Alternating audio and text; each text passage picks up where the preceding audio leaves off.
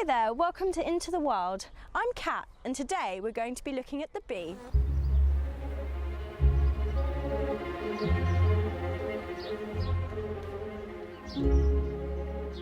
Bees are one of the most familiar sights in gardens and parks throughout the spring and summer. You can see them hopping from one flower to another, collecting food. But how much do we actually know about the bee and why it does these things? In this episode, we'll be looking at the foraging abilities of the bee. A colony of bees can range in numbers from a few hundred to tens of thousands, and the demands of that colony need to be met.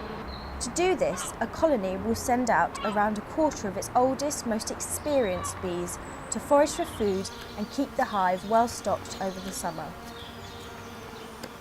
Bees collect three main resources for the maintenance of the hive: nectar, pollen and water.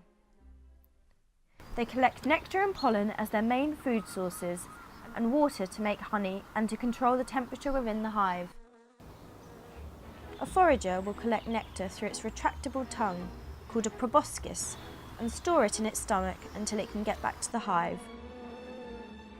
Once there, it will regurgitate the food to another worker, who will store it for later, when others will either eat it or use it to make honey.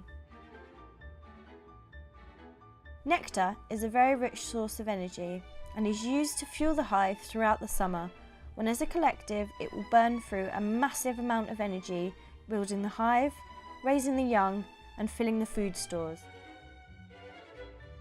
In particular, the creation of honeycomb, which is the substance used to mould cells to store food and young larvae in, uses up large amounts of energy and resources. Workers build these cells as and when they're needed to avoid wasting energy on cells that will never be used.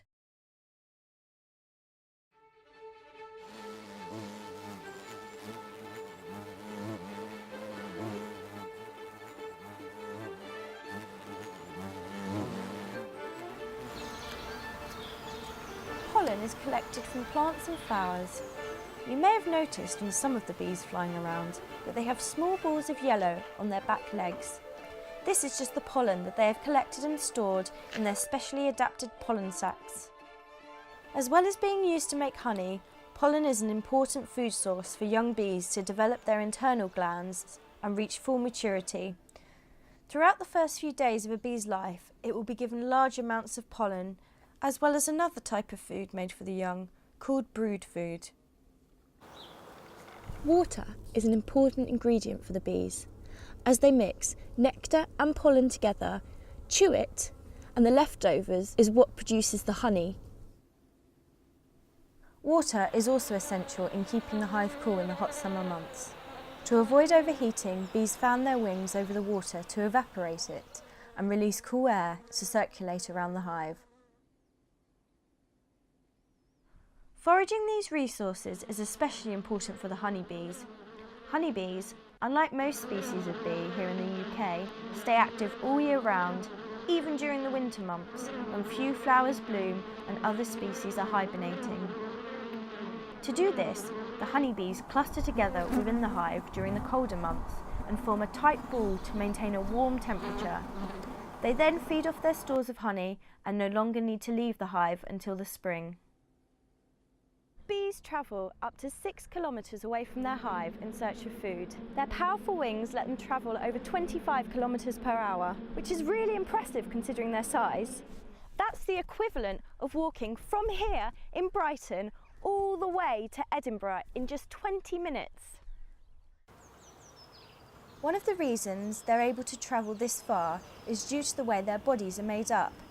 Their midsection, or the thorax, is nearly completely made up of muscles that power the wings.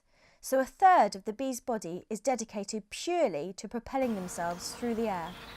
Because the variety of food sources can change dramatically from day to day, bees need to be efficient in discerning the most profitable patches of flowers.